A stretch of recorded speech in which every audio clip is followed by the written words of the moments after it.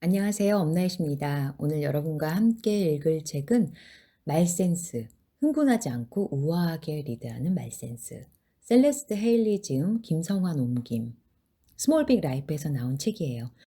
이 책은 제가 예전에 동영상 만들어서 올려드렸습니다. 그런데 다시 한번 이 책 중에서 좋은 내용 함께 나누고 싶어서 발췌독하려고 합니다. 글쓴이가 당신에게 꼭 알려주고 싶은 것들. 말을 잘하고 싶은가? 그렇다면 당신이 먼저 배워야 할 것은 말하고 싶은 욕구를 참는 것이다.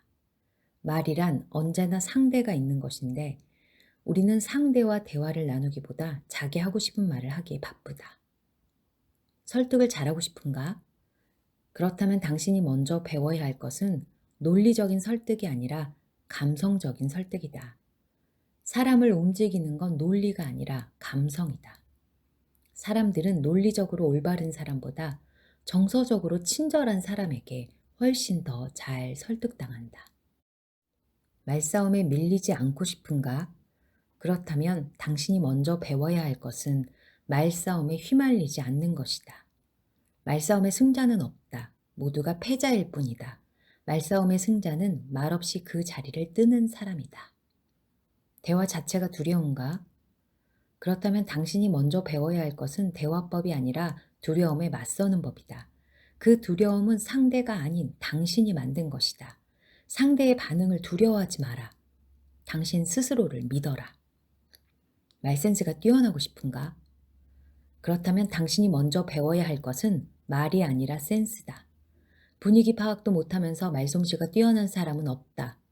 말센스란 무엇보다 분위기를 읽어내는 능력이다. 경청하고 질문하고 배려함으로써 상대가 진심으로 하고 싶었던 말을 끌어내라. 네, 센스 있는 사람이 말 잘하는 사람을 이긴다. 어떤 사람과도 마음이 통하는 말센스의 힘. 말센스 1. 주인공이 되고 싶은 욕구를 참아낸다. 우리는 상대와 대화를 나누기보다 자기 하고 싶은 말을 하기에 바쁘다. 상대가 보고 느끼고 생각하는 것을 언제나 나와 결부시켜 얘기하는 것이다. 이래서는 상대를 제대로 이해할 수 없다. 나에 대한 이야기에서는 내가 주인공이지만 상대에 대한 이야기에서는 상대가 주인공이 돼야 한다. 몇 년 전 내가 좋아하는 한 친구의 아버지가 돌아가셨다.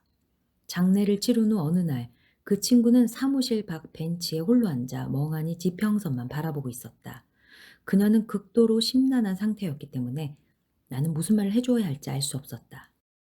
슬픔에 빠져 취약해진 사람에게 적절한 말이 무엇일까 고민을 하다가 나는 내가 아버지 없이 자랐다는 사실에 대해 이야기를 늘어놓기 시작했다. 내가 9개월밖에 안 되었을 무렵 아버지가 잠수함에서 익사한 이야기를 들려주면서 아버지의 얼굴조차 알지 못했음에도 항상 아버지의 죽음을 애통해했다고 말했다. 나는 그저 그녀가 혼자가 아니라는 사실을, 나도 비슷한 일을 겪어봤기 때문에 그녀의 기분을 이해한다는 사실을 알려주고 싶었다. 하지만 내가 이 이야기를 마치자 친구는 나를 바라보며 이렇게 쏘아붙였다. 좋아, 셀레스트. 네가 이겼어. 너는 아버지를 알지도 못했지만 나는 아버지와 최소 30년 이상을 함께 보냈으니 네 상황이 더 안 좋은 거야. 그러니 아버지가 돌아가셨다고 해서 내가 기분 상할 필요는 없겠지. 나는 몹시 당황했다. 그래서 내가 즉각적으로 보인 반응은 내 태도를 변호하는 것이었다. 나는 말했다. 아니야, 아니야. 그런 뜻으로 한 말이 절대 아니야. 나는 그저 네 기분을 이해한다고 말하고 싶었던 것뿐이야. 그러자 그녀가 답했다. 아니야, 셀레스트. 너는 이해 못해. 너는 내 기분을 조금도 몰라. 내 친구는 자리를 떴고 나는 그곳에 무기력하게 서서 그녀가 사라지는 모습을 바보처럼 바라만 보고 있었다. 나는 내 친구를 완전히 실망시키고 말았다. 나는 그녀를 위로하고 싶었지만 위로는커녕 기분을 더 상하게 하고 말았다. 하지만 당시만 해도 나는 친구가 나를 오해했다고 생각했다. 그녀가 취약한 상태에 있었기 때문에 도움을 주려던 나를 부당하게 몰아세운 것이라고. 하지만 나중에 생각해보니 친구는 나를 오해한 것이 아니었다. 그녀는 당시 일어났던 일을 나보다도 더 잘 이해하고 있었다. 생각해보니 나는 그녀가 자신의 슬픔을 날 것 그대로 표출하기 시작했을 때 그 상황을 불편하게 느꼈다. 그런 상황에서 무슨 말을 해야 할지 몰랐기 때문에 내가 편안하게 느끼는 주제, 즉 나 자신에 대한 이야기를 늘어놓은 것이다. 적어도 의식적인 수준에서는 내가 그녀와 공감을 하려고 노력하고 있었는지 모르지만 실제로 내가 행한 건 그녀의 고통에서 관심을 끌어와 나에게 집중시킨 것이 전부였다. 그녀는 자신의 아버지에 대해 말하고 싶어 했을 것이고 내게 자신의 아버지가 어떤 사람인지 이야기해 주고 싶었을 것이다. 그녀는 자신의 소중한 기억을 친구와 나눔으로써 상실감을 극복하고 싶었을 것이다. 그런데 나는 그녀의 이야기를 들어주기는커녕 내 아버지의 비극적인 죽음에 대한 이야기만 늘어놓고 말았다.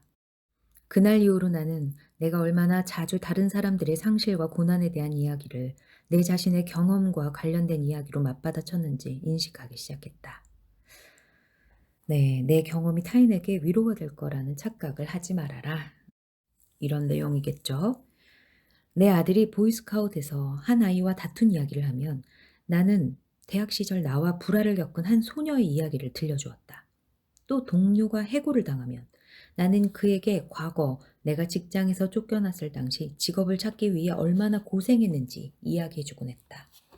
하지만 공감을 위한 내 시도에 사람들이 어떻게 반응했는지 좀 더 관심을 갖게 되면서 나는 내 경험을 공유하는 행위가 의도와는 달리 정반대 효과를 낸다는 점을 깨닫게 되었다. 어려움에 처한 사람들이 필요로 하는 건 자신의 이야기에 귀를 기울여주면서 자신의 경험에 공감해주는 것이다. 하지만 나는 도리어 그들에게 내 이야기를 듣고 나를 인정해달라고 강요하고 있었다. 사회학자인 찰스 더먼은 내가 그랬던 것처럼 대화 속에 자기 자신의 경험에 대해 이야기하는 성향을 대화 나르시즘이라고 칭했다.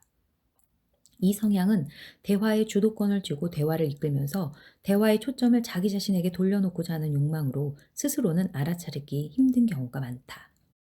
더번은 대화 나르시즘에 대해 이렇게 말했다. 대화 나르시즘은 주목을 끌고자 하는 사람들의 지배적인 심리 성향을 잘 나타내준다. 이 성향은 친구와 가족, 동료들 사이에서 이루어지는 대화에서 주로 모습을 드러낸다. 끊임없이 자기 이야기만 하는 사람에게 대처하는 방법을 알려주는 책들이 인기를 얻는 것을 보면 이런 성향이 일반 생활 전반에 널리 퍼져 있음을 알 수 있다. 더버는 이와 관련하여 대화 상황에서 나타나는 두 종류의 반응을 제시한다. 하나는 전환 반응이고 다른 하나는 지지 반응이다. 전환 반응은 관심을 자기 자신에게로 돌리는 것이고 지지 반응은 관심을 상대에게 두는 것이다. 간단히 예를 들자면 다음과 같다. 전환 반응. 메리하고 팀이 이야기를 합니다. 메리가 나 지금 너무 바빠. 그러면 팀이 이렇게 답해요. 나도 지금 정말 정신없어. 근데 지지 반응은요. 메리가 나 지금 너무 바빠. 이러면 팀이 왜? 해야 할 일이 많아? 전환 반응. 카렌이 새 신발을 사야겠다. 그러면 마크도 내 신발도 다 낡았어. 지지 반응은요. 카렌이 새 신발을 사야겠어. 이랬을 때 마크가 그래? 어떤 신발을 사고 싶어? 눈치가 빠른 사람이면 이미 알았겠지만 전환 반응은 대화 나르시시즘의 주된 특징이다. 전환 반응은 관심의 초점을 끊임없이 자신을 향하도록 한다. 반대로 지지 반응은 상대방이 자신의 이야기를 계속할 수 있도록 도와준다. 지지 반응은 내가 지금 상대의 말을 듣고 있고 계속해서 상대의 이야기를 듣는 것에 관심이 있다는 뜻이다. 캐치볼 게임은 종종 대화에 대한 비유로 활용된다. 대화란 끊임없이 관심을 주고받는 것이기 때문이다. 또 대화란 자신의 생각에 대해 말하는 것과 상대가 말하는 내용을 듣는 행위가 계속해서 되풀이되기 때문이다. 캐치볼 게임을 할 때는 서로 역할을 바꿔가면서 진행해야 한다. 하지만 대화를 할 때에는 상대에게 말할 기회가 넘어가지 않도록 술수를 쓸 수가 있다. 대화의 주도권을 주기 위해 미묘한 수단을 동원하는 것이다. 이와 관련하여 더버는 다음과 같은 사례를 제시한다. 조씨, 어젯밤에 새로 나온 그 영화를 봤어. 그럼 댄이 말합니다. 그래? 조씨, 좋은 영화더라. 난 정말 재밌게 봤어. 댄이, 그렇구나. 조씨, 너도 그 영화 봤지? 댄이, 나도 봤어. 근데 난 좀 별로였어. 내가 보기엔 연기가 너무 부자연스럽고 그 이후에 이제 영화에 대한 긴 분석으로 이어진다. 이 대화에서 댄은 조씨가 질문을 던질 때까지 적극적인 호응을 보이지 않았다. 아마도 댄은 자신에게 대화의 고삐를 넘기도록 조씨를 압박하고 있다는 사실을 의식하지 못했을 것이다. 하지만 댄은 조씨의 말에 무덤덤하게 반응하고 비평함으로써 대화의 주도권을 자기 쪽으로 이끌고 있다. 주도권을 놓고 벌이는 줄다리기의 과정을 추적하는 것이 항상 쉬운 일만은 아니다. 때때로 우리는 초점을 바꾸기 위한 자신의 시도를 매우 교묘하게 위장한다. 우리는 상대를 지지하는 듯한 언급으로 시작해서 우리 자신에 대한 언급으로 말의 흐름을 바꾸기도 한다. 예컨대 친구가 당신에게 방금 승진했다고 말할 때 우리는 이런 식으로 반응할 수 있다. 잘 됐네. 축하해. 나도 내 상사한테 승진시켜달라고 해볼 생각이야. 승진이 되었으면 좋겠네. 만약 이렇게 말했더라도 곧바로 다시 관심의 초점을 상대방에게 넘겨주기만 한다면 이런 반응 또한 그럭저럭 괜찮은 것일 수 있다. 하지만 계속해서 관심의 초점을 상대가 아닌 내 자신에게로 돌리려 한다면 문제가 생긴다. 이런 태도는 상대로부터 계속해서 공을 빼앗는 것이나 다름이 없기 때문에 상대방은 얼마 지나지 않아 대화를 그만두고 싶어 할 것이다. 누군가가 우리에게 이야기를 할 때 우리의 두뇌는 자동적으로 비슷한 경험에 대한 기억들을 훑고 지나간다고 한다. 어쩌면 관심을 자신의 경험으로 되돌리려는 성향은 사실 매우 자연스러운 본능이다. 게다가 현대인들은 그 어떤 다른 주제보다 그들 자신에 대해 이야기하는 데 더 익숙해져 있다. 한 연구에 따르면 우리는 대화할 때 말하는 시간의 약 60%가량을 자기 자신에 대해 이야기하는 데 쓴다고 한다. 게다가 나머지 40% 또한 이야기를 나누는 상대방이 아닌 제3자에 대해 이야기하는 데 쓴다. 예를 들어 당신의 동생이 자기가 만든 맛있는 저녁 식사에 대해 이야기한다고 가정해보자. 아마도 당신의 두뇌는 즉시 비슷한 경험들을 찾아 나서기 시작할 것이다. 그녀가 버섯에 대해 언급할 때 당신의 뇌는 버섯에 관한 정보를 얻어내기 위해 기억을 뒤적이기 시작한다. 그녀가 손가락을 베었다고 이야기하는가? 그렇다면 당신의 뇌는 상처를 꿰매기 위해 응급실에 갔던 기억을 끄집어낼 것이다. 그런 뒤 당신의 뇌는 그 모든 기억을 분석하는 작업에 들어갈 것이다. 당신이 버섯은 맛있어 라고 생각한다면 당신의 입은 침을 흘릴 것이고 당신이 칼에 베인 손가락의 고통을 기억해낸다면 당신의 손가락은 희미한 통증을 느낄 것이다. 이후 그 모든 감각 경험들은 다시 뇌로 되돌아와 한데 흡수되고 통합된다. 이 현상들은 자동적으로 그리고 신속하게 일어나기 때문에 우리는 보통 그 과정을 인식하지 못한다. 이런 과정이 제대로 작동할 경우 그와 같은 생물학적 반응들은 상대에게 공감을 느끼도록 우리를 도와준다. 우리는 그 저녁이 얼마나 맛있을지, 날카로운 칼에 베인 손가락이 얼마나 아플지 상상할 수 있다. 그런데 때로는 일이 잘못되기도 한다. 동생이 이야기한 것과 내 경험이 맞아떨어지지 않을 수 있다.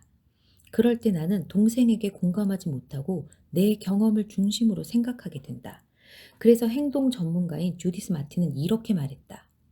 대부분의 경우 당신은 상대의 이야기와 당신 자신의 경험을 비교함으로써 상대를 이해하려고 든다. 이것이 당신이 생각하는 전부라면 당신은 마치 상대가 당신 자신인 것처럼 생각하고 있는 것이다. 하지만 분명 그 사람은 당신이 아니다. 따라서 당신 자신의 경험에 문의하는 것이 진정한 이해를 위한 출발점이 되어서는 안 된다. 우리가 대화를 나눌 때 또 하나 유념해야 할 것이 있다. 상대방에 대한 공감력은 대화를 나누기 직전의 상황과 밀접하게 관련돼 있다는 것이다.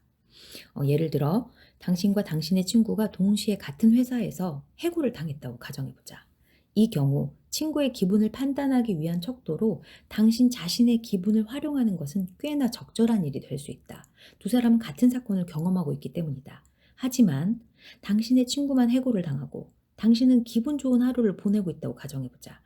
그 상황에서 당신의 친구가 당신에게 다음과 같이 한탄하는 말을 한다. 정말 비참해. 너무 걱정이 돼서 속이 쓰릴 지경이야. 그런데 이때 당신은 자신도 모르게 당신 자신의 좋은 기분을 기준으로 삼아 이렇게 대꾸할지도 모른다. 걱정 마. 괜찮을 거야. 나도 6년 전에 해고당한 적이 있지만 별 문제 없었어. 정말 이럴 때는 정말 답답하겠어요. 네, 당신이 더 편안하면 편안할수록 상대의 고통에 공감하는 일은 그만큼 더 힘들어진다. 그래서 신경과학자인 타이나 싱어는 이렇게 말했다.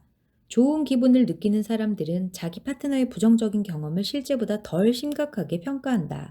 반면 방금 불쾌한 경험을 한 사람들은 자기 파트너의 긍정적 경험을 실제보다 덜 좋게 평가한다. 나는 이러한 사실들을 깨닫고 난 후 나 자신에 대해 이야기하려는 본능을 줄이고 상대방이 이야기를 계속할 수 있도록 노력하고 있다. 네, 이런 건 노력해야 되는 거네요. 그죠? 네. 또한 나는 더 적게 말하고 더 많이 듣기 위해 의식적으로 노력한다. 네. 하지만 물론 이것은 쉬운 일이 아니다. 쉬운 일이 아니기 때문에 의식적인 노력이 필요하다. 네, 저자도 이렇게 이야기하고 있네요. 최근 나는 이혼 절차를 밟고 있던 내 친구와 긴 대화를 나눈 적이 있다. 우리는 통화를 하면서 수화기를 약 40분 가까이 붙들고 있었지만 나는 거의 아무 말도 하지 않고 듣기만 했다. 통화가 끝날 무렵 친구가 말했다. 조언 고마워. 네 덕분에 문제가 조금 해결된 것 같아. 응? 조언이라니? 사실 나는 아무런 조언도 해주지 않았다. 내가 한 말이라고는 힘들었겠구나. 참 안타깝다. 와 같은 대답들 뿐이었다. 이 경험이 말해주는 것은 무엇인가? 친구에게 필요했던 건 내 조언이나 내 이야기가 아니라는 사실이다.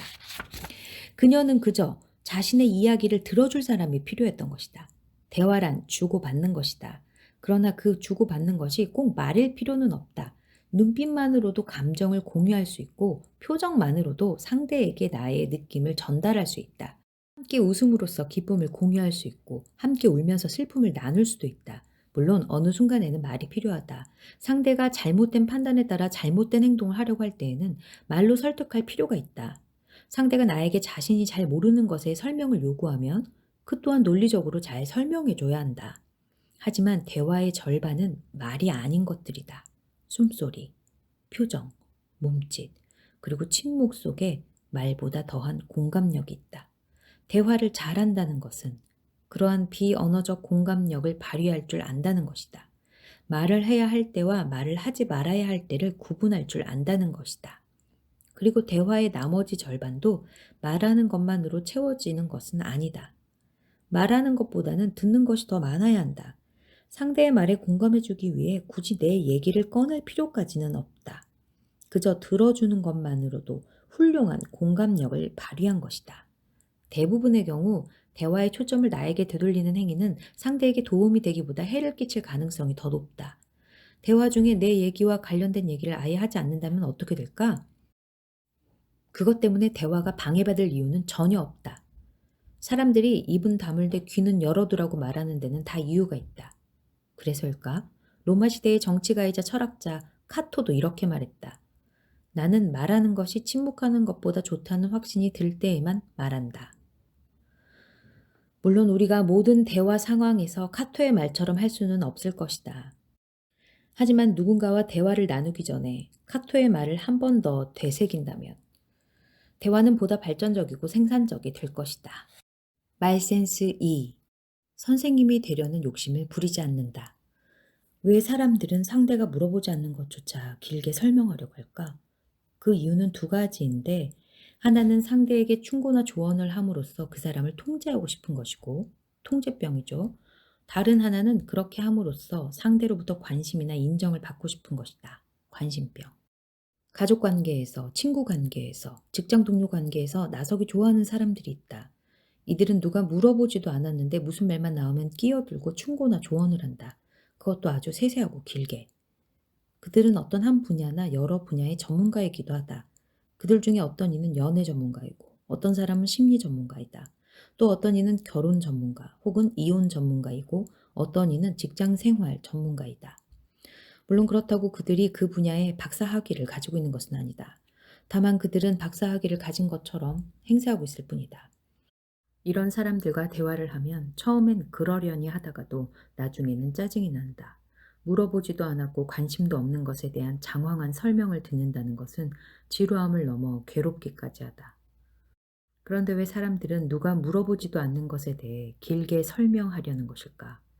단순히 수다를 떨고 싶기 때문일까? 수다를 떨고 싶다면 자기 자신이나 세상에 대해 이야기를 하면 되지. 굳이 왜 남의 상황까지 끌어들여 이야기하는 것일까? 그 이유 중에 하나는 일종의 통제 본능이다.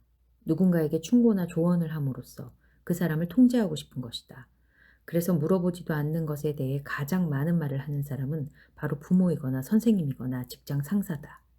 그들은 자식과 학생과 부하 직원을 통제하고 싶어 한다. 또 다른 이유는 관심을 받고 싶기 때문이다. 친구 관계에서도 충고나 조언을 유독 많이 하는 친구가 있는데 그는 친구들 사이에서 관심이나 인정을 받고 싶은 욕구가 강한 친구라 할 수 있다. 하지만 내가 여기서 말하려는 것은 통제병이나 관심병에 걸린 사람들에 관한 것이 아니다. 정도의 차이는 있지만 우리 모두가 그런 병에 걸려 있으며 자신이 옳다고 생각하는 것에서 잘 벗어나지 못한다는 걸 얘기해 주고 싶기 때문이다.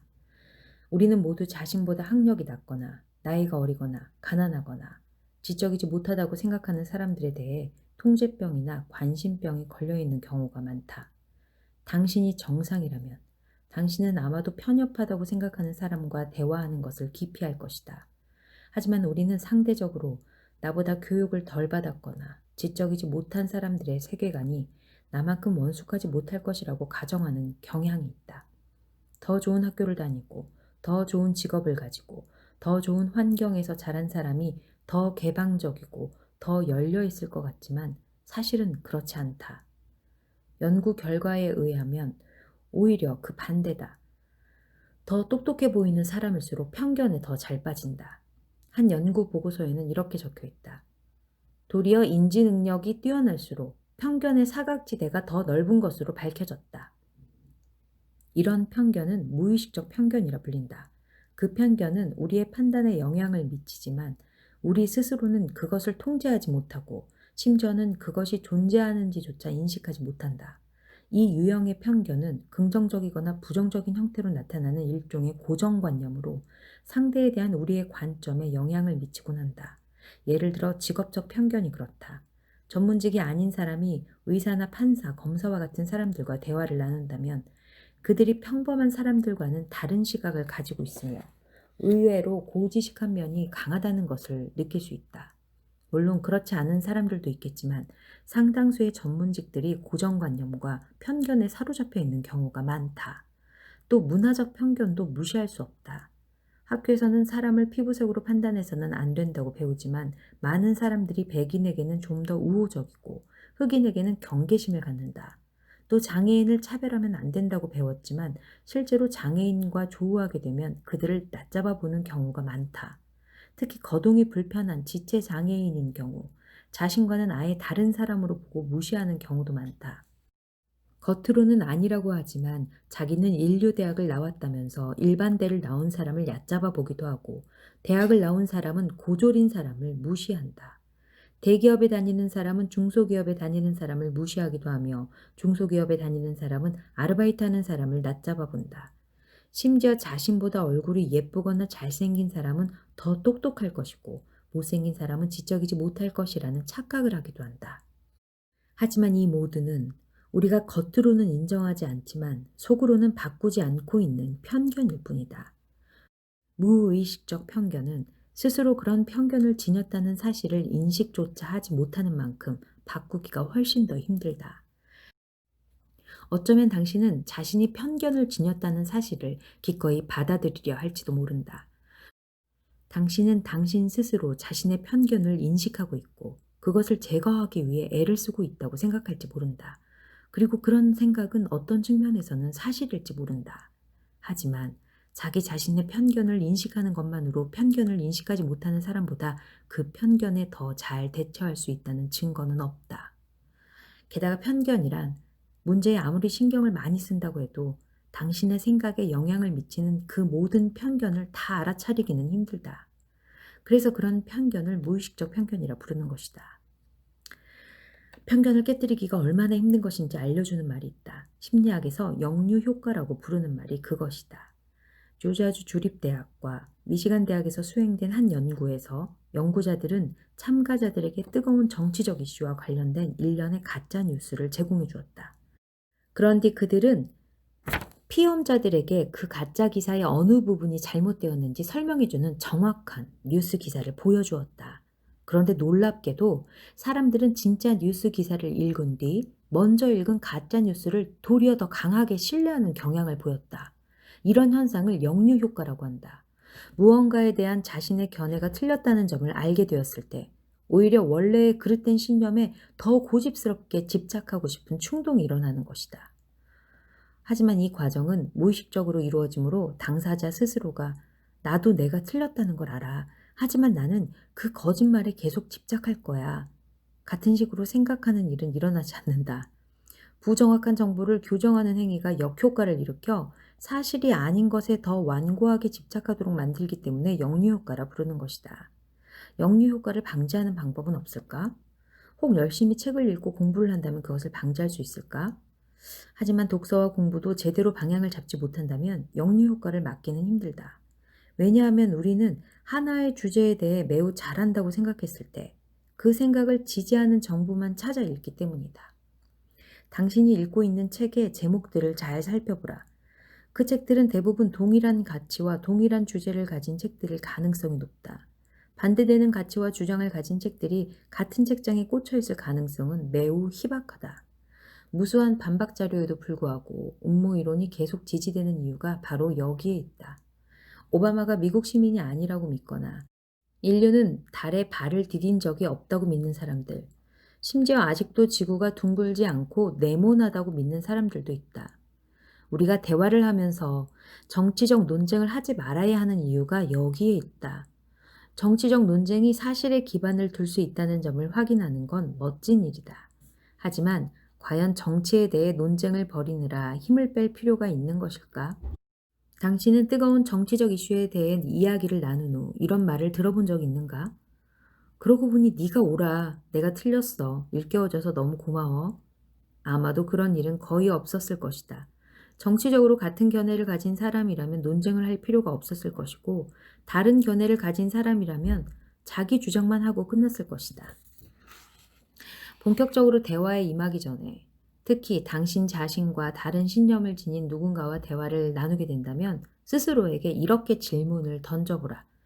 이 대화로부터 무엇을 얻어내기 바라는가? 대화가 끝날 무렵 어떤 기분을 느끼기 바라는가? 아마도 당신은 상대의 마음을 바꿀 수 없을 것이다. 그러므로 당신의 목표는 당신 자신의 인식을 개선하는 것이 되어야 한다. 중요한 이야기죠? 네. 아마도 당신은 상대의 마음을 바꿀 수 없을 것이다. 그러므로 당신의 목표는 당신 자신의 인식을 개선하는 것이 되어야 한다. 네, 공감이 갑니다. 대화를 통해 상대가 얻게 될 혜택을 결정할 수는 없지만 당신 스스로 얻게 될 혜택은 결정할 수 있다.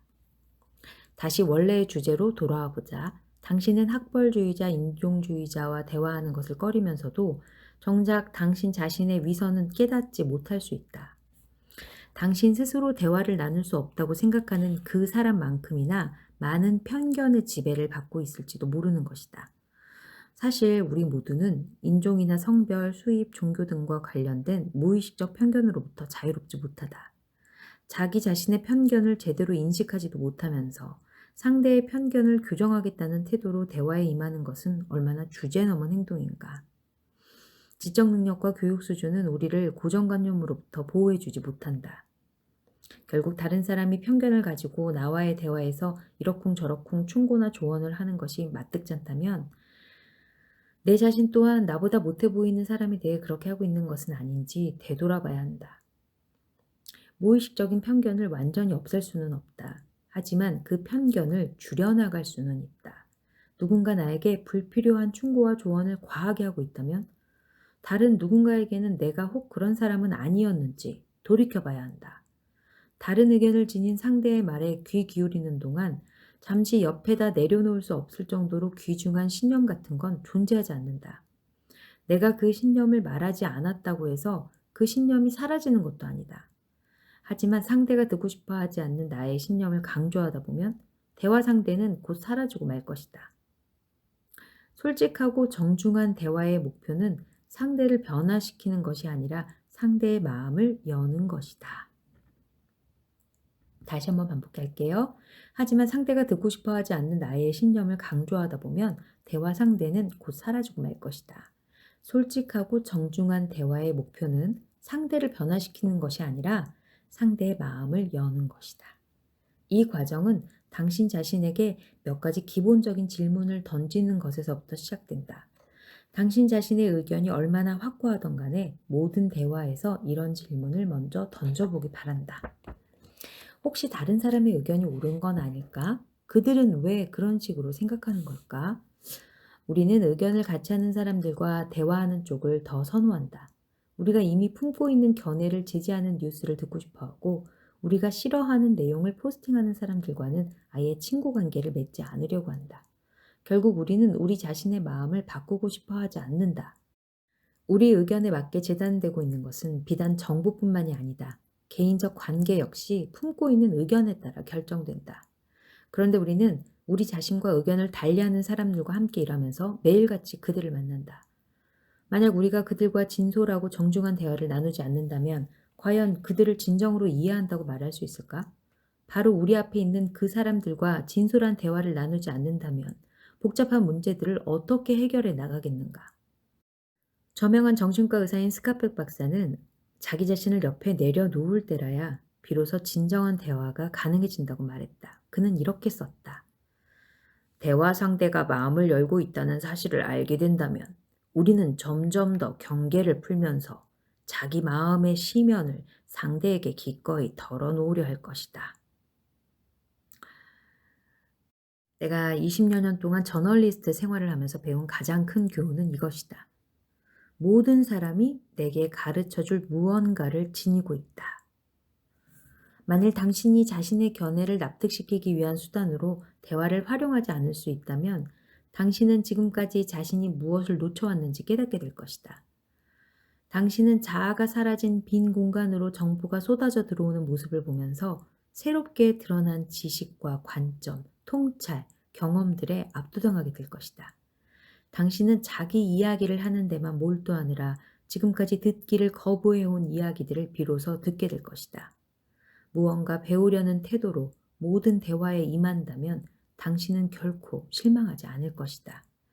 자기 견해를 분명히 표현하고 싶다면 블로그에다 글을 써라. 하지만 상대방과 대화를 나누고 싶다면 자신의 견해를 최소한 잠시 동안만이라도 한편으로 치워놓아야 한다. 이것을 한번 경험해 보면 아마도 이전의 태도로 되돌아가고 싶은 마음이 사라질 것이다. 당신은 자신이 이전보다 성장했음을 깨닫게 될 것이다. 네, 오늘은 여기까지 읽을게요. 여러분 어떠셨나요? 과거의 나보다 지금의 내가 조금 더 성장해 있는 모습이기를 그걸 바라고 또 지금의 나보다 미래의 내가 상상해 봤을 때 조금 더 성장해 있는 모습이기를 바라는 분들에게는 분명히 도움이 되는 내용이었을 거라고 생각이 됩니다. 오늘도 긴 시간 함께 해주셔서 감사합니다. 다음 시간에 또 좋은 책으로 여러분 찾아뵐게요. 오늘 내용이 도움이 되셨으면 좋아요, 공유하기, 구독 부탁드릴게요. 오늘도 함께 해주셔서 감사합니다. 스튜디오 엄나이셨습니다.